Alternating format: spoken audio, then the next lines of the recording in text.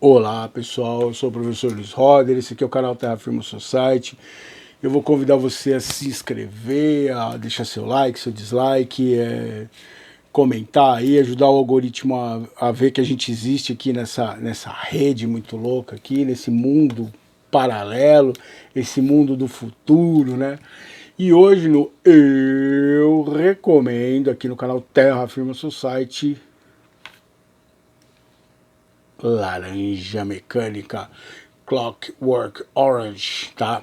Filme muito louco do Stanley Kubrick, com uma atuação impecável do Malcolm McDowell. Talvez seja o melhor filme dele junto com o Calígula, apesar que o Calígula é um filme difícil de assistir, né? Mas isso é papo para outro vídeo. Eu acho que o Malcolm McDowell ficou um pouco preso ao personagem. Sempre que a gente olhar para ele, a gente vai ver o Alex, né? Que é Alexander Magnus, que é o Alexandre o Grande. Na verdade, o personagem dele faz referência ao Alexandre o Grande. Esse filme ele foi feito em 1971, ele é baseado no livro homônimo, né? Laranja Mecânica, do Anthony Burgers.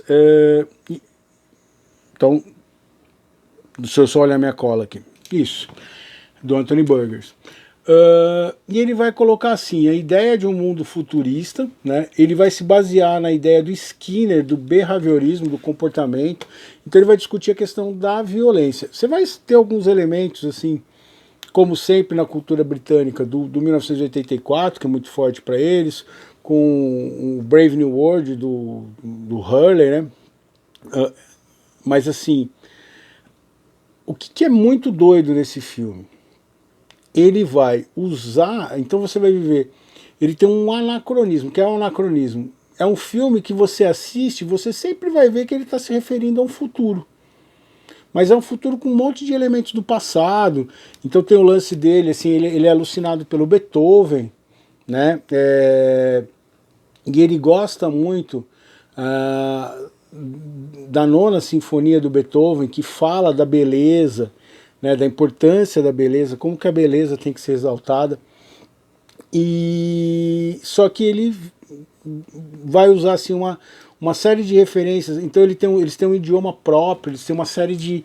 E aí essa referência do 1984, eles vão ter expressões, e aí tem muitas expressões que muita gente eu vejo acaba não percebendo ou não falando disso, que eles usam muito um linguajar meio comunista, assim, de companheiro, de irmão, o modo como eles fazem as palavras. Tem um moloco lá, que é o leite que eles vão tomar. Então é uma sociedade distópica, né? Você vê que a família dele vive um vazio existencial muito grande, eles moram num lugar que é totalmente sujo, detonado, assim, um mundo cheio de violência. E ele faz parte de uma gangue, o Alex faz parte de uma gangue que rouba. Então ele é um cara que ele é o filhinho... só que ao mesmo tempo, se você olhar, ele é muito parecido com o dia de hoje. Ele é um jovem adulto que não tem muito sentido na vida, ele só quer ouvir música, ele só quer curtir, ele só quer fazer sexo e conseguir as coisas do jeito mais fácil do mundo. Isso você já vê que não é uma coisa nova, né? Mas que como é interessante como esse filme é atual ao mesmo tempo, assim. Ele lidera um grupo de jovens que praticam assaltos violentos, né? Eles tem uma gangue rival. A gangue rival ali, ela vai ser a referência dos Rogues, que vão ser a gangue lá do Guerreiros, do Warriors, os Guerreiros da Noite. Se você olhar o visual dos Rogues, que são a gangue dos Guerreiros, é tirada do Laranja Mecânica, do filme do Laranja Mecânica. A trilha sonora desse filme é muito doida, assim, que ele dá essa... E o Stanley Kubrick, ele trabalha com uma grande angular, assim, que ele dá uns planos e vai dando a aquele som do teclado, que ele dá essa sensação meio de viagem, de contemplação, né? De eteridade, assim, de uma coisa que está meio no ar, assim. E esse personagem do Alex, eles vão cometer crimes e tal, e ele vai ser preso. Quando ele comete o crime, que ele vai bater no cara, ele vai usar da boa vontade de um cara que o recebe lá, um escritor, e vão violentar a mulher dele, e ele vai cantar Singing in the Rain. I'm singing in the rain, just... E essa cena é icônica, porque ele vai cantando essa música que tem uma pureza, que tem uma ideia no coletivo, e ele vai transformar isso numa coisa totalmente perversa, assim, de violentar o cara, de violentar a mulher, assim, de ultra violência mesmo. Ele vai ser traído pelos amigos dele num crime futuro, que também é da mulher dos gatos, lá que é uma cena bizarra, total, assim. Tira um pouco o sarro desse pessoal que já era New Age no comecinho dos anos 70, né, da sexualidade. Ele vai matar a mulher com um pênis gigante. A cena do pênis aqui é uma obra de arte, assim, e a mulher não tem medo dele. Então é um filme, assim, icônico. Você vai ter uma série de cenas. E aí ele vai ser preso e ele vai usar a religião para se redimir dentro da prisão. E aí você vê como que funciona esse personagem do Alex, né? Você vê que o reverendo lá, o cara que está lá dentro, ele dá uma cantada no Alex, ou seja, se você tiver um relacionamento comigo, eu vou facilitar a sua vida, e o Alex usa outra... O Alex é mais inteligente de todo mundo ali. Ele sai dessa, né? A cena dele chegando na prisão, mostrando como você no sistema prisional vira um número. Tem uma música do Iron Maiden que chama Prisoner, que ele fala You are the number one, you are the number two. E aí o cara grita I'm not a number, I'm a free man. É porque no sistema prisional britânico você vira um número. Então eles fazem uma série de críticas ao sistema prisional, né? Dessa animalização da pessoa ou desassociação da pessoa, que nunca vai funcionar o sistema prisional enquanto você tratar a pessoa como um número, como um animal, mas também faz uma crítica a essa coisa de que você vai transformar o cara num santo, vai ter um milagre lá e não vai acontecer.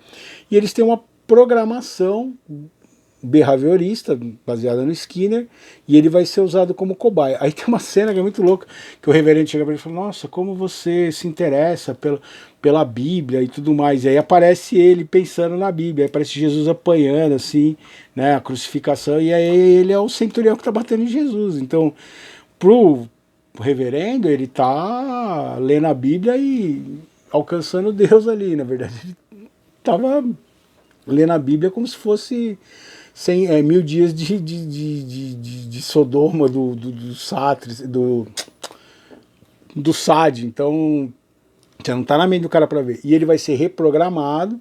As cenas que ele vai sendo reprogramado são fortíssimas, assim. Aí um dia eles usam o Beethoven, que era que ele é alucinado pelo Beethoven, e essa questão da beleza, e ele vai ver, então eles aplicam drogas nele que vão fazer com que ele tenha náusea, e aí uma referência do Sartre, por isso que veio aqui no meu inconsciente um ato falho aqui, mas que quando ele fica frente à sensação que lhe daria prazer em relação à violência, ele vai sentir náusea e ele não vai conseguir fazer nada.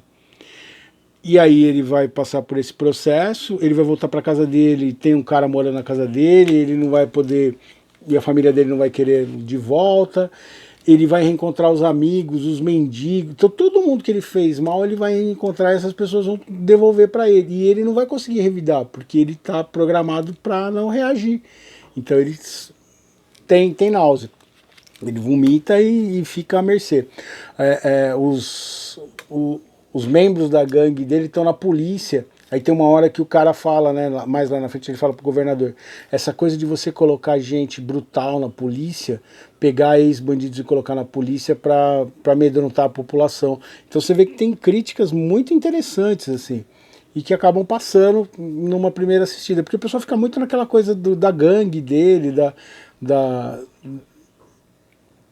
do, de olhar a violência, da ultraviolência, das drogas, tal, e perde essas críticas muito interessantes que são feitas no filme. E ele vai parar onde? Justamente na casa daquele escritor que ele estuprou a mulher, que ele violentou a mulher do cara, e o cara olha para ele e não lembra quem ele é, mas sabe que ele foi, o reconhece pelo jornal porque ele foi libertado. E ele conta que ele apanhou, que ele não consegue reagir e tal. E esse escritor, ele quer usar politicamente o que foi usado pelo governo, ou seja, que esse programa deles é o melhor que existe e tal. Então você percebe a luta política, né? O personagem, o assistente dele é o Darth Vader, o cara que vai catar, que o cara ficou numa cadeira de rodas depois do ataque do Alex, então você vê a ironia, assim. É o cara que morreu agora faz pouco tempo, há uns 2 meses, que é o cara que faz o Darth Vader, não a voz do Darth Vader, que é o James Earl Jones, mas é o cara que veste e é o Darth Vader nas atuações do filme Star Wars. E aí ele descobre, né, que aí ele vai tomar, então esse senhor vai dar uma ajuda para ele, mas não sabe ainda que foi ele que atacou a família dele, ele, a esposa dele. E aí o Alex tá na banheira, assim, ele começa a cantar Sing in the Rain e o velho lembra, fala, puta, é ele. E aí eles vão armar um esquema, chamam os repórteres, né, para utilizar o Alex como instrumento político, como ele foi usado pela situação. O pessoal ao contrário vai usá-lo como arma, ou seja, o que o governo está fazendo com as pessoas, tá acabando com que esse programa seria errado e tudo mais. E eles vão fazer com que o Alex cometa suicídio. Como? Tocando o Beethoven, porque ele não consegue mais ouvir Beethoven e sentir prazer. E aí ele tenta pular da janela e não morre. E aí no final tá ele no hospital, então tem toda a matéria denunciando. E aí vem o primeiro-ministro, que tinha feito a programação nele, e essa cena final é muito legal, ele tá comendo e ele volta, então eles já reverteram o processo nele, né? Ele vai poder ouvir o Ludwig de novo, o Beethoven, e ele mostra que ele vai fazer o jogo político e ele vai ser um elemento do Estado para mostrar que funciona o processo que ele passou, mas que não vai ser mais utilizado, e ele vai ficar do lado do governo que fez mal para ele, assim. E é muito legal, é muito bom. Tem uma série de críticas, assim, cara, de novo, como eu falei no Easy Rider, como eu falei em uma série de filmes que eu andei analisando, como as coisas são cíclicas. E você tem essa manipulação, essa ideia da ultraviolência, essa ideia de combater as coisas na porrada, assim, de querer fazer manipulação das pessoas, manipulação em massa, e continua. E aí você vê pessoas que se vendem. Então, assim, ele vai ter tudo que ele quiser fazer, ele vai poder continuar sendo a pessoa horrível que ele era, a família dele vai pedir desculpa. É muito louco e muito preocupante, assim. Nunca foi tão atual a discussão que está sendo feita aqui. Da ultraviolência, de como usar essa violência, de como usar essa violência a favor do Estado, né? E na verdade você não vai estar construindo nada, é só destruir, destruir, destruir. E o poema de hoje chama, então eu recomendo Laranja Mecânica, que pô, é clássico total, todo mundo tem que assistir pelo menos uma vez para entender assim uma série de referências. O poema de hoje é Mundo Estático.